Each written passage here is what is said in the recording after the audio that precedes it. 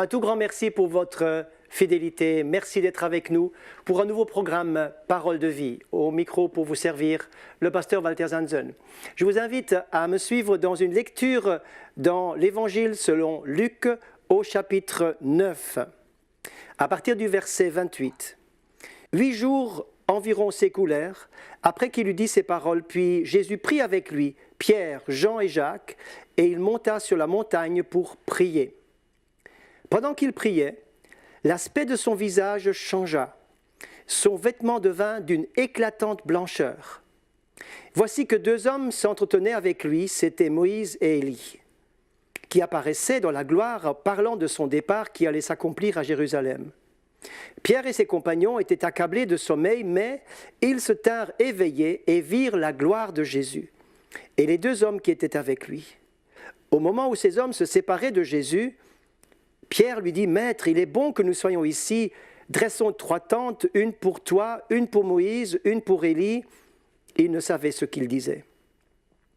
Comme il parlait ainsi, une nuée vient les envelopper, et les disciples furent saisis de crainte, tandis qu'ils entraient dans la nuée. Et de la nuée sortit une voix qui disait « Celui-ci est mon fils bien-aimé, écoutez-le. » Quand la voix se fit entendre, Jésus se trouva seul. Les disciples gardèrent le silence et ne racontèrent à personne en ces jours-là rien de ce qu'ils avaient vu. Mon thème aujourd'hui, au travers de ce merveilleux texte de la Transfiguration, au contact de la gloire. Au contact de la gloire. Vous trouvez ces textes parallèles dans les autres évangiles, entre autres dans l'évangile de Matthieu chapitre 17 et dans l'évangile de Marc chapitre 9. Quelle expérience! Quelle expérience, mes amis, de vivre un moment d'éternité, un moment de gloire avec Jésus, alors que Pierre, Jacques et Jean ont été ces fameux privilégiés qui ont été invités à monter avec Jésus sur cette montagne pour voir cela. Qu'est-ce que nous n'aurions pas donné? Qu'est-ce que vous n'auriez pas donné? Qu'est-ce que je n'aurais pas donné pour voir la même chose? Et pourtant, Pierre, Jacques et Jean n'étaient pas les premiers à voir la gloire. Lorsque nous nous rapportons en arrière dans l'Ancien Testament, dans le livre de l'Exode, nous voyons au moins 2 à 3 millions d'esclaves affranchis de l'Égypte qui, marchant dans le désert pendant des années, oui 40 ans même, et ils vont voir cette gloire tous les jours, un événement surnaturel va devenir un événement quotidien. Ils verront cette nuée de gloire sur le tabernacle le jour et ils verront cette colonne de feu durant la nuit sur le tabernacle et ils verront ça tous les jours, un événement naturel entre guillemets qui est pourtant un événement surnaturel. Lorsque nous voyons un peu plus loin la dédicace du temple à Jérusalem sous Salomon, et lorsque, au moment de l'inauguration de ce fameux temple, eh bien, cette gloire va remplir le lieu où travaillent, où servent les sacrificateurs, elle sera d'une telle densité, elle sera tellement lourde et forte qu'ils ne peuvent pas rester, tellement la crainte de Dieu, tellement la sainteté, tellement la présence de Dieu est intense, elle est quasiment insupportable. Et voici que nous sommes là avec ces textes sur la gloire. Un autre texte mérite d'être rappelé également. Dans Ézéchiel, le prophète, qui va décrire dans les premiers chapitres, vous pourrez lire cela, ce n'est pas mon thème, mais lisez, vous allez voir que cette gloire du temple, qui va se lever du temple pour s'en aller et disparaître. Et ensuite, à la fin du livre, nous voyons que cette gloire reviendra. Cette gloire reviendra par le mont des Oliviers et va se remettre dans le temple qui sera le nouveau temple. Cette gloire viendra, cette gloire se posera et cette gloire sera l'avènement du Messie d'Israël. Yeshua, le Messie. C'est lui qui porte cette gloire, c'est lui qui est la gloire. Le texte biblique nous dit dans Hébreux, chapitre 1, verset 3, en parlant du Fils de Dieu, qu'il est le reflet de sa gloire et l'empreinte de sa personne. Hébreux, chapitre 1, verset 3. Le reflet de sa gloire et l'empreinte de sa personne. Christ, c'est vrai, en venant dans le monde, a justement laissé en arrière cette gloire céleste. C'est lui qui illuminait le ciel par sa perfection, par sa beauté, par sa pureté, par sa sainteté. Lui qui est Dieu, éclairer l'univers tout entier par cette gloire. Il va quitter cette gloire, il va se libérer de cette gloire, il va abandonner cette gloire, il va se dépouiller, comme dira l'apôtre Paul dans Philippiens chapitre 2, il va se dépouiller pour devenir serviteur sur la terre, pour devenir un enfant dans une crèche à Noël. Sa nature humaine était ordinaire, car il n'avait rien pour attirer nos regards. Il n'avait ni beauté ni éclat pour attirer nos regards. Son aspect n'avait rien pour nous plaire. Donc cette gloire n'est pas visible sur lui. Il va retrouver cette gloire après. Il va retrouver cette gloire après la résurrection, c'est vrai. Alors maintenant, nous revenons dans notre texte, nous allons monter avec lui sur cette montagne. Mais arrêtons-nous un instant pour voir quelle était donc cette montagne. La Bible ne dit pas dans aucun des 3 textes de l'Évangile le nom de cette montagne. Et pourtant, les commentateurs sont relativement unanimes pour dire qu'il s'agissait bien du mont Tabor. Le mont Tabor, qui se trouve dans la région de la Galilée, eh bien, est une espèce de demi-sphère qui s'élève de la plaine et qui n'est pas très haute, mais comme elle s'élève seule de ce territoire, on dirait de loin, en tout cas, une haute montagne. Elle n'est pas plus haute que 600 mètres. Cette montagne était visible depuis Nazareth, qui n'est pas très loin, à 10 km environ, en vol d'oiseau. Donc Jésus, en tant qu'enfant, a dû voir tous les jours cette fameuse montagne du Tabor. Une autre montagne qui se situe beaucoup plus près de la Méditerranée, c'est le mont Carmel. Et entre deux, il y a une vallée qui est célèbre, c'est la vallée de Jisréel, et c'est là qu'aura lieu cette fameuse bataille d'Armageddon. Mais ce n'est pas notre sujet d'aujourd'hui. Nous allons nous focaliser sur cette montagne et sur ce qui s'est passé sur cette montagne. Jésus va monter sur la montagne pour prier. Jésus avait une priorité et j'aimerais, mes amis, que ce soit aussi la priorité de chacun d'entre nous, celle de rencontrer Dieu dans la prière. La prière, c'est notre mandat, c'est notre priorité, c'est notre mission première. Prier, ça veut dire être avec Dieu, passer du temps avec lui, chercher sa face, la prière, notre priorité. Il aimait avant tout non pas répondre à tous les besoins qui se proposaient, mais il aimait avant tout être avec son Père, glorifier son Père, honorer son Père et donner toute sa force, son énergie pour son Père. Tôt le matin, il se retirait pour prier dans la solitude. N'ayez jamais peur de trouver la solitude. Soyez détachés à certains moments, privilégiés de toute autre distraction, de tout ce qui pourrait vous occuper. Enlevez vos écouteurs, enlevez vos écrans, enlevez tout ce qui fait du bruit autour de vous et mettez-vous dans un endroit de solitude, car ce n'est pas autre chose qui est mieux pour que vous puissiez rencontrer Dieu et écouter ce que le Seigneur aimerait vous dire dans ces moments où vous êtes seul à l'écart.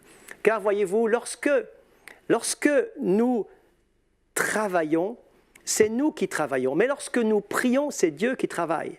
Dieu est à l'œuvre lorsque l'homme est en communion avec lui. Et lorsque nous avons à faire ce que nous avons à faire, nous avons pris nos responsabilités. Mais lorsque Dieu nous invite à la prière, il faut obéir, il faut se mettre à part, se mettre à l'écart pour prier. Et les disciples vont donc une fois de plus voir Jésus en prière et ils avaient déjà remarqué, Seigneur, c'est tellement extraordinaire quand tu pries, enseigne-nous aussi à prier.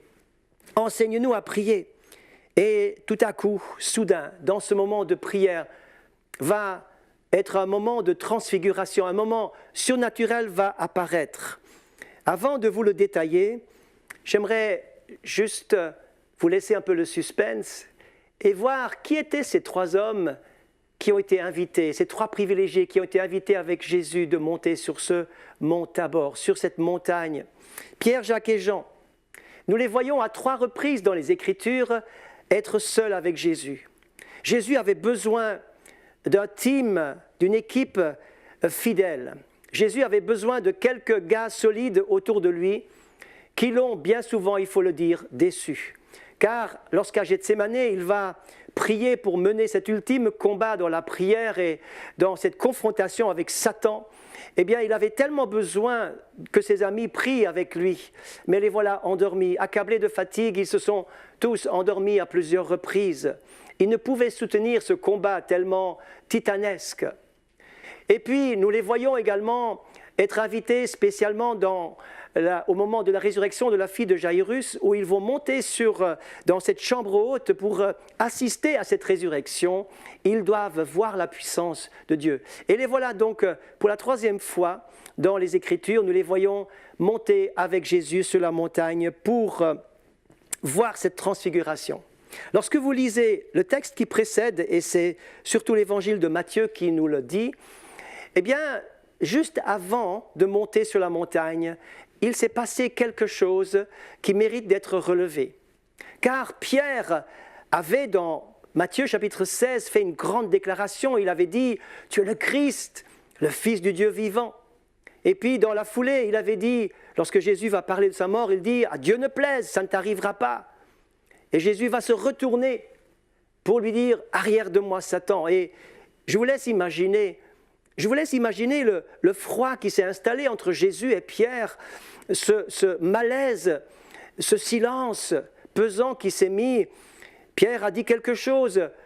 Il ne voulait pas faire du mal à Jésus, au contraire, il voulait le protéger, mais Jésus a vu derrière cette déclaration une séduction et il a pris position directement. Et c'est ce même Pierre, juste après ce malaise, juste après cette incompréhension, juste après ce froid, c'est ce même Pierre qui est invité à monter avec Jésus.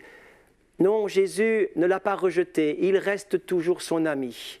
Ce n'est pas parce que vous avez fait un faux pas, que vous avez une incompréhension, que vous avez eu un problème, que vous avez même une distance avec Jésus, que vous avez perdu son amitié.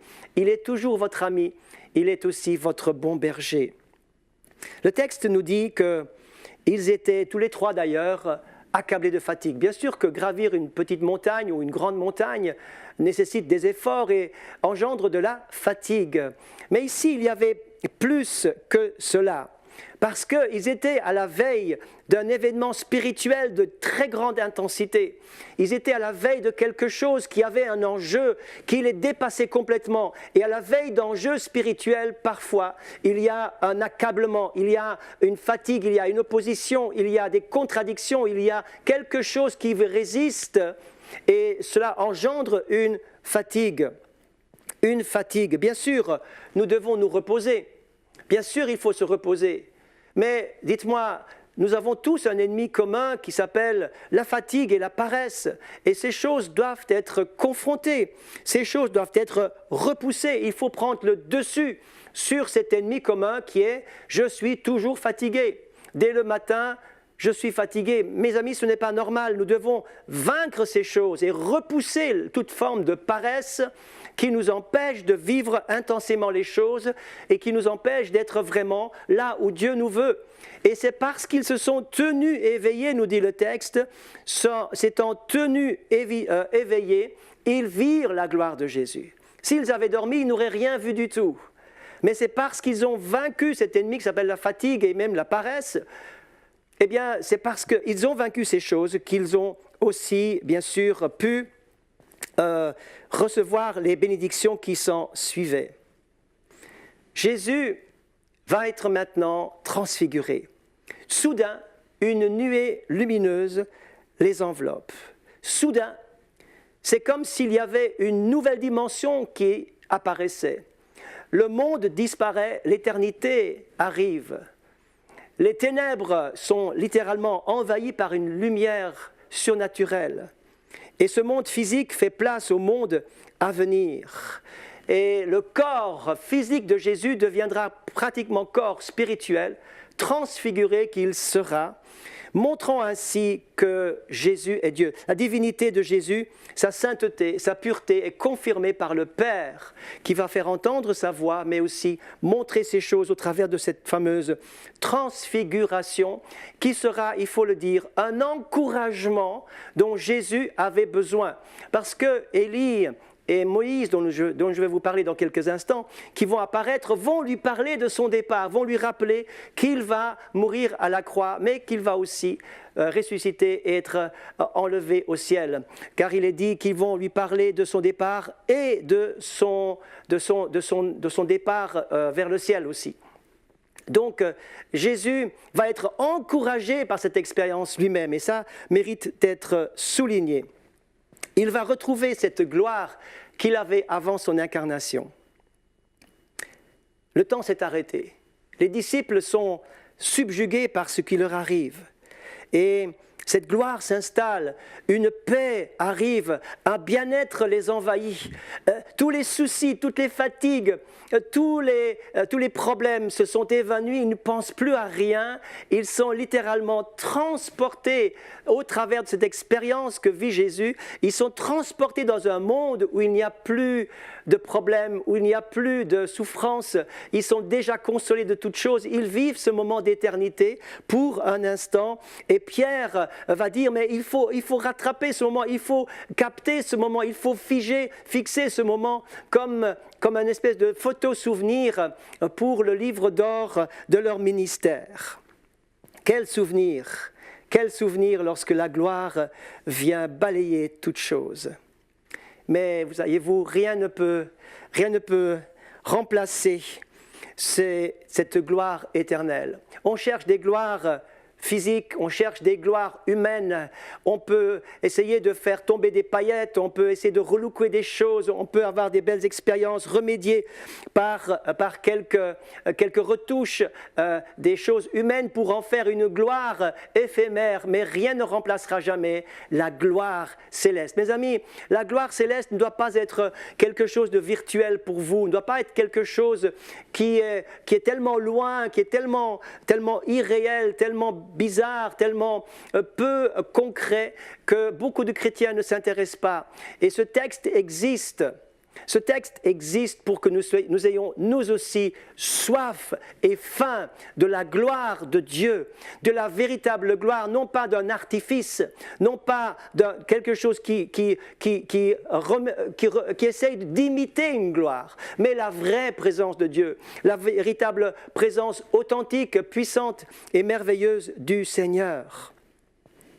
Ce souvenir que vont vivre cette expérience qu'ils vont vivre Pierre, Jacques et Jean, et ils vont les garder effectivement. Regardez avec moi ce que l'apôtre Jean va dire dans le chapitre 1, dans son prologue, chapitre 1 de l'évangile de Jean, chapitre 4, verset 1, 14, il est dit que la parole a été faite chair, elle a habité parmi nous pleine de grâce et de vérité, et nous avons contemplé sa gloire. Nous avons contemplé sa gloire. Donc, Jean va retenir, j'ai contemplé quelque chose qui est comme un soleil qui a immergé dans mon cœur et je ne peux pas oublier cela. C'est comme si vous regardez une lumière éclatante, qu'après vous fermez vos yeux et dans vos yeux fermés, vous voyez toujours ce point lumineux qui est là. Donc cette gloire a été tellement intense que la vie a été littéralement impactée, la vie de Jean a été impactée et il va écrire plus tard, bien plus tard, alors qu'il sera âgé, l'écrire l'évangile de Jean, il va dire « Nous avons contemplé sa gloire ». Il a été touché par la gloire. Pierre, de son côté, va également consigner cette expérience dans sa lettre. Dans 2 Pierre chapitre 1, verset 16, il va dire « Nous avons vu sa majesté de nos propres yeux. » Et il a reçu de Dieu le Père honneur et gloire quand la gloire magnifique lui fit entendre cette voix qui disait « Celui-ci est mon Fils bien-aimé en qui j'ai mis toute mon affection. » Nous avons entendu cette voix venant du ciel lorsque nous étions avec lui sur la Sainte Montagne. Donc Pierre, bien plus tard, va encore garder le souvenir intact de cette formidable expérience qu'il a vécue avec Jésus sur la montagne. Chaque chrétien a besoin de temps en temps de vivre une expérience de la grâce de Dieu, de la gloire de Dieu. J'ai besoin d'être touché par cette expérience. Non pas que nous allons maintenant chercher des artifices et Seigneur, il faut que tu me montres ta gloire, sinon je ne peux pas avancer.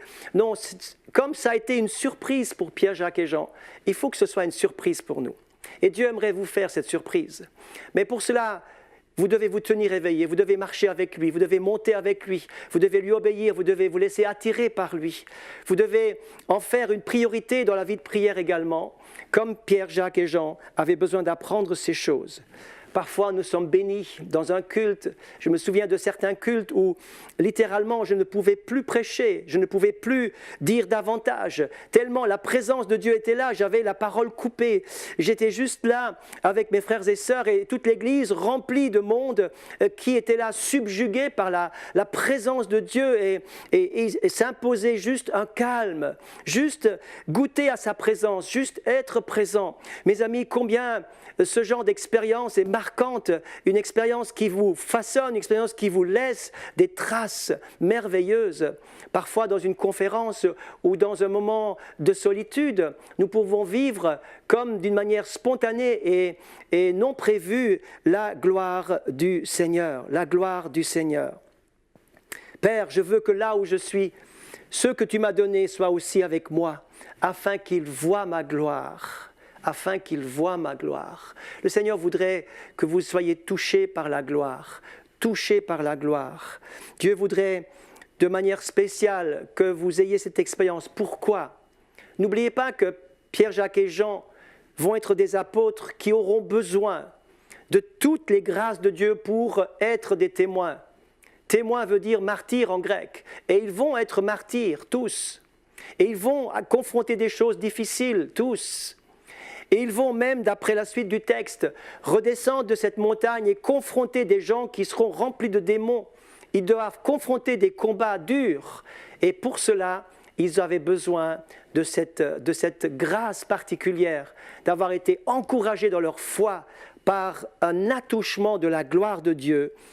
Cela est extraordinaire. Maintenant, parlons d'Élie et de Moïse qui apparaissent. Intéressant.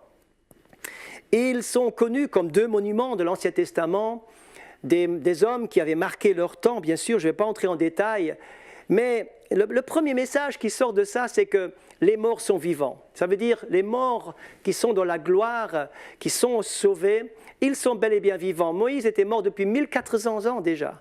Élie était mort déjà depuis 900 ans déjà. Et les voilà vivants. Donc, ils sont vivants. Ensuite, Pierre, Jacques et Jean les reconnaissent. C'est Élie, c'est Moïse. Voyez-vous, dans l'éternité, nous nous reconnaîtrons tous. Nous nous reconnaîtrons tels que nous sommes. Vous allez reconnaître Adam, David, Abraham, Joseph, tous les autres. Vous allez les reconnaître instantanément parce que nous connaîtrons comme nous avons été connus. Nous aurons une dimension de connaissance qui sera tout simplement extraordinaire. Alors, dans l'éternité, vous pourrez aller trouver votre prophète préféré, votre apôtre de prédilection, votre père spirituel, votre modèle, etc., etc. Alors, dans l'Écriture, bien sûr, Dieu aurait pu faire apparaître Abraham, ou bien Daniel, ou bien David, ou quelqu'un d'autre, mais l'Écriture ne explique pas pourquoi c'était justement eux qui devaient apparaître. Mais il y a une chose qui est intéressante, c'est que autant Moïse que Élie avaient touché la gloire. Et Moïse va dire, Seigneur, fais-moi voir ta gloire. Élie avait vu cette gloire à Horeb lorsqu'il était dans cette caverne. Mais tous deux avaient aussi été des hommes qui avaient été profondément touchés par le découragement. Il est intéressant de voir que Moïse était fatigué au point qu'il voulait que Dieu lui enlève la vie. De même Élie. Mais ces deux hommes ont été relevés par la puissance de Dieu. Et ils sont restés debout dans la foi jusqu'à la fin. Donc ceci mérite d'être également mentionné. Je termine ce message en ayant simplement passé en revue tranquillement les perles qui sont dans ce texte. Tout ce qui m'a parlé, j'aimerais que ça vous parle également. Et le texte termine sur quelque chose qui sera notre conclusion. Il nous est dit qu'ils ne virent que Jésus seul. À un moment donné, toutes les lampes s'éteignent. Toutes les gloires disparaissent. Tous les moments d'éternité vont passer. Nous sommes redevenus sur terre. Nous ne sommes pas encore dans l'éternité. Et il nous est dit, qu'ils n'ont vu que l'essentiel. Le centre de tout, c'est la présence et la personne de Jésus. Mes amis, n'écoutez aucun autre évangile que celui qui est consigné dans votre Bible. Ne suivez aucun autre qui ne prêcherait que Jésus seul. Tous ceux qui prêchent autre chose, où Jésus n'est plus au centre, ce sont des faux messagers, des faux prophètes ou autres. Jésus seul doit rester au centre de notre prédication, de notre communication de messages, mais aussi de notre témoignage. Et notre vie doit révéler quelque chose de Jésus seul. Beaucoup de gens aujourd'hui cherchent des gloires ailleurs. Ne courez pas après des artifices, ne courez pas après des méthodes, des lieux spécifiques, des montagnes sacrées, etc., où la gloire semble résider. Ceci n'est sans valeur. On dit qu'en l'an 70, lorsque Titus et les armées romaines ont envahi Jérusalem, ils ont voulu se précipiter vers le fameux temple de Jérusalem pour voir ce qu'il y avait à l'intérieur.